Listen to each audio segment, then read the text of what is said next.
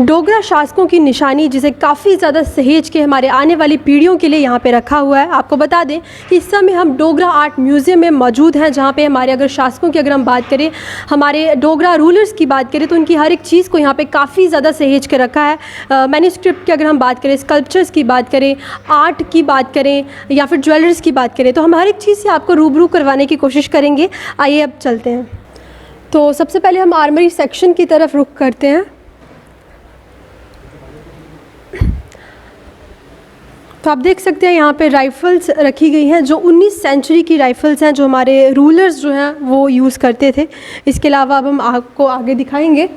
यहाँ पे आप देख सकते हैं कि कुल्हाड़ियाँ जो हैं वो रखी गई हैं, काफ़ी ज़्यादा संजो के इनको रखा गया है हमारे नेक्स्ट जनरेशन को कहीं ना कहीं रूबरू करवाने के लिए। अब आप यहाँ पे भी देख सकते हो, यहाँ पे भी जो तलवारें हैं वो रखी गई हैं, और आगे हम आपको दिखाएंगे। ये देखो, आप देख सकते हैं ये सारी जो चीज़ें हैं ये 19 सेंचुरी की हैं। यहाँ पे भी आप राइफ़ल्स देख सकते हैं, इस जगह में भी कुछ राइफ़ल्स जो हैं वो रखी गई हैं। अब आगे आप देख सकते हैं लेदर शील्ड, ये जो हमारे रूलर्स हैं वो यूज़ करते थे, ये वहाँ इनको काफ़ी ज़्यादा संजो के यहाँ पे रखा है। ये आप नीचे देख सकते हैं जो डोगरा पीरियड का, ये 1846 से 1947 तक ये जो है स्टेट मोटो है, ये जो हमारी स्टेट का है। और इसके अलावा आगे आप देख सकते हैं ये कुछ और राइफ़ल्स यहाँ पे रखी गई हैं जो 19 सेंचुरी की हैं। यहाँ पे भी आप देख सकते हैं राइफ़ल्स कुछ, और यहाँ पे भी।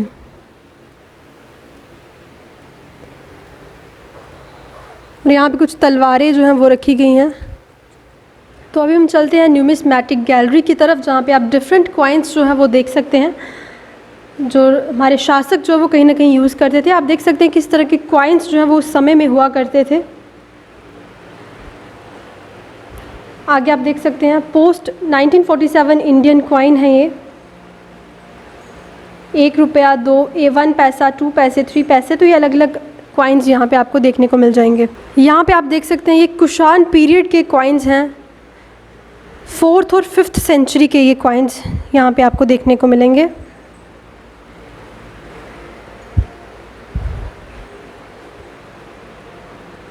और इसके आगे कॉपर के कुछ कॉइन्स हैं, सल्पति कॉइन्स जो हैं वो यहाँ पे दिख जाएंगे। ये सिख पीरियड के कॉइन्स हैं, महाराजा रणबीर सिंह पीरियड के भी कॉइन्स आपको यहाँ पे दिखेंगे। तो आप देख सकते हैं किस तरह से हमारे शासकों की जो रानियाँ हुआ करती थी वो किस तरह की ज्वेलरी जो है वो पहनती थी। इस समय हम ज्वेलरी सेक्शन में मौजूद हैं। यहाँ पे अलग अलग ज्वेलरीज जो है वो रखी गई हैं 19वीं शताब्दी की। अलग अलग चीज़ें हैं, इयरिंग्स रखे गए हैं, गले के हार जो हैं वो रखे गए हैं, और नाक में पहनने वाली रिंग्स यहाँ पे पड़ी हुई हैं, हाथ का जो चूड़ियाँ हैं वो यहाँ पे हैं। और आप देख सकते हैं कि किस तरह की चीज़ें जो हैं वो उस समय जो रानियाँ हैं वो पहनती थी। तो आप देख सकते हैं किस तरह हैवी मेटल्स का उपयोग जो है वो किया जाता था, और बारीक भरकम ज्वेलरी जो है वो उस समय की महिलाएं पहना करती थी, और जो कहीं ना कहीं आज भी फिर से ये ट्रेंड जो है वो वापस आ रहा है। ये गले का हार है, आप देख सकते हैं। तो आप देख सकते हैं कि यहाँ पे स्टोन कार्विंग की गई है, पत्थरों पे किस तरह से नक्काशी जो है वो बनाई है। ये शिव भगवान की मूर्ति है, शिव और पार्वती की। आप देख सकते हैं कितनी बारीकी का काम ये होगा, पूरी तरह से जो है वो दिखाया गया। और 9th सेंचुरी की ये मूर्ति है जो काफ़ी ज़्यादा शानदार तरीके से यहाँ पे बनाई गई है। और अगली हम आपको दिखाएंगे त्रिमूर्ति सूर्या, ये जो मूर्ति है ये भी 9th सेंचुरी की है। काफ़ी ज़्यादा अच्छे तरीके से इनको बनाया गया है, और पत्थर पे ये नक्काशी जो है वो की है। इसके अलावा ये अगली जो है ये भी शिव को रिप्रेजेंट कर रही है, जो त्रिमूर्ति शिव की ये मूर्ति है, जो 9th सेंचुरी की ये जो नक्काशी है यहाँ पे पेश की गई है। तो जो मुबारक मंडी के मकान थे वो अपने घर में क्या चीज़ें यूज़ करते थे, आप यहाँ पे दरवाज़ा जो है वो देख सकते हैं, कितना ज़्यादा पेंटेड डोर यहाँ पे दिख जाएगा। देख सकते हैं किस तरह के चीज़ें जो है वहाँ पे हुआ करती थी, किस तरह का पेंट यहाँ पे किया है। आप देख सकते हैं कितनी ज़्यादा बारीकी से काम यहाँ पे किया गया है। अभी तक उसी तरह के जो दरवाजे हैं यहाँ पे मौजूद हैं। और ये आम लोगों के दरवाजे उस समय हुआ करते थे।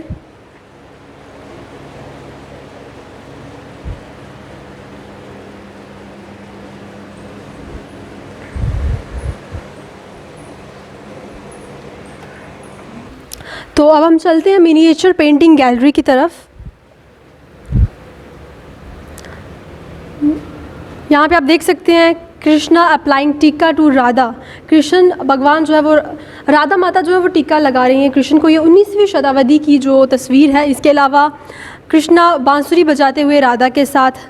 अगली तस्वीर आप देख सकते हैं कृष्णा राधा के साथ वाटिका में बांसुरी बजाते हुए। तो ये तमाम तस्वीरें जो हैं वो कहीं ना कहीं 19वीं शताब्दी की हैं, जो यहाँ पे काफ़ी ज़्यादा सहेज के इन्हें रखा गया है। यहाँ पे आप देख सकते हैं राजा मान सिंह की ये तस्वीर है और सुल्तान अबू सैद मिर्ज़ा की ये तस्वीर है। अगली आप देख सकते हैं राजा ध्यान सिंह, जो भी 19वीं शताब्दी की ये तस्वीर है। और महाराजा गुलाब सिंह की तस्वीर आप यहाँ पे देख सकते हैं। राजा सुचेत सिंह की यहाँ पे तस्वीर है।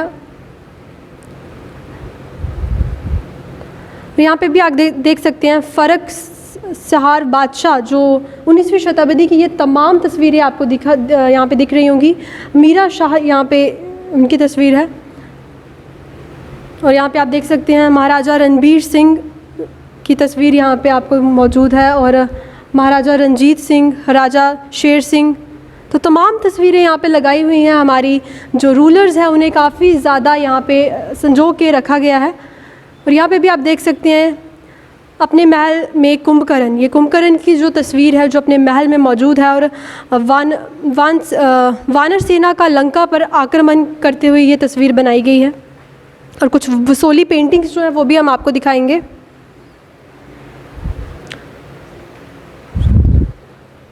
यहाँ पे आप देख सकते हैं पहाड़ी लघु चित्रकला, ये पूरी बनाई है जो डोगरा आर्ट म्यूज़ियम की तरफ से रखा गया है यहाँ पे।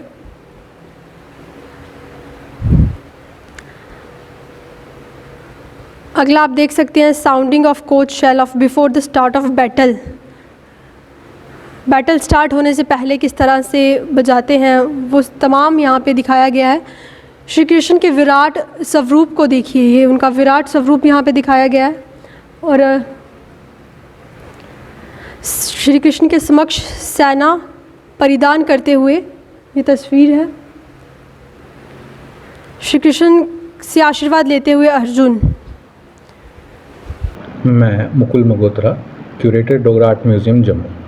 हाँ, जैसा कि आप बता रहे थे डोगरा आर्ट म्यूज़ियम के बारे में मैं ये बताना चाहूँगा कि डोगरा आर्ट म्यूज़ियम की स्थापना सन 1954 में 1954 में 28 मई के दिन भारत के सर्वप्रथम राष्ट्रपति डॉक्टर राजेंद्र प्रसाद जी के करकमलों द्वारा की गई है। तब इसको डोगरा आर्ट म्यूज़ियम ना कहकर डोगरा आर्ट गैलरी कहा जाता था। और इसकी जो फर्स्ट जहाँ पे ये म्यूज़ियम बना वो यहाँ पे गांधी भवन करके है, सिविल सेक्रेटरीट के पास जो बिल्डिंग, वहाँ में इसकी स्थापना की गई थी। तो वर्ष 1991 में 1991 में जब इसको मल्टीपर्पज़ म्यूज़ियम के तौर पे अपग्रेड किया गया तो इसकी मुबारक मंडी में इसको शिफ्ट किया गया। तब के गवर्नर जम्मू कश्मीर थे डॉक्टर जीसी सक्सेना, उनके द्वारा इसकी पुनः स्थापना की गई। तो उसके तब के स्वरूप और अब के स्वरूप में तो वक्त के साथ साथ भिन्नता आती ही है। तो अब जो चूँकि हमारी जो पिंक हॉल की बिल्डिंग है उसमें कुछ रिपेयर का काम लगा हुआ है, अब इसको अरेस्ट वाइल जो आर्मी हेडक्वार्टर्स की बिल्डिंग थी मुबारक मंडी में, अब ये म्यूज़ियम वहाँ पे है। तो ऐसा कि हमारी कलेक्शन जो है बड़ी रिच कलेक्शन है म्यूज़ियम की, जो डोगरा कला और इतिहास के बारे में बताते हैं। हमारी आर्मरी गैलरी है जिसमें डोगरा राजाओं के द्वारा इस्तेमाल किए गए शस्त्रों का भी हमारे पास संग्रह है।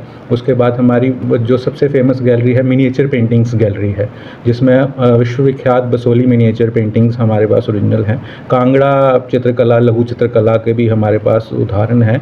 फिर Jammu school of miniature paintings के भी पेंटिंग्स हैं हमारे पास। और बसोली चित्रकला के बारे में तो खैर उसमें बताने की कोई ज़रूरत नहीं, सब हर कोई जानता है कि वो विश्वविख्यात है। रिसेंटली भी वो उसमें सुर्खियों में थी कि बसोली मिनिएचर पेंटिंग्स को जीआई टैगिंग जो है वो अलाट हुई है। तो उसके अलावा मिनिएचर हमारी गैलरी मैन्युस्क्रिप्ट्स गैलरी है एक, जिसको पांडुलिपि कहा जाता है। हमारे पास बहुत बढ़िया मैन्युस्क्रिप्ट्स हैं। उसमें एक खास मैन्युस्क्रिप्ट्स की मैं आपको बात बताऊं तो स्कंद पुराण का एक मैन्युस्क्रिप्ट है जो ताड़ पत्र के ऊपर लिखा गया, पाम लीफ मैन्युस्क्रिप्ट है। वैसे ही और भी मैन्युस्क्रिप्ट्स बड़े बड़े, जिसमें हमारे पास एंशिएंट इंडियन टेक्स्ट जो हैं विभिन्न लिपियों में, हमारे पास संस्कृत में, देवनागरी में, हिंदी में और गुरमुखी में, फ़ारसी में, ये सभी मैन्युस्क्रिप्ट्स हमारे पास हैं। पुराण, वेद ये भी हैं, महाभारत, रामायण, इन सभी के मैन्युस्क्रिप्ट्स हमारे पास हैं। उसके बाद हमारी न्यूमिस्मेटिक सेक्शन है, जिसमें कि विभिन्न समय में जब मतलब बार्टर मेथड के बाद जब करेंसी इंट्रोड्यूस हुई तो जो कॉइन्स हैं वो सारे कॉइन्स हमारे पास अवेलेबल हैं। फिर उसके बाद हमारी मल्टीपर्पज़ गैलरी है। ज्वेलरी सेक्शन है हमारी, जो डोगरा ट्राइब्स, एथनिक ग्रुप्स के द्वारा जो ज्वेलरी इस्तेमाल की जाती थी वो भी ज्वेलरी हमारी ज्वेलरी सेक्शन में डिस्प्लेड है। खुद आर्कियोलॉजी गैलरी हमारी बहुत रिच है कलेक्शन के रूप में। तो विभिन्न स्कल्पचर्स जो जम्मू संभाग के विभिन्न जगहों से कई बार तो हमारी एक्सकेवेशंस से मिले हैं, कई बार हमारे जो स्टडी टूर्स होते हैं उसमें से मिले हैं।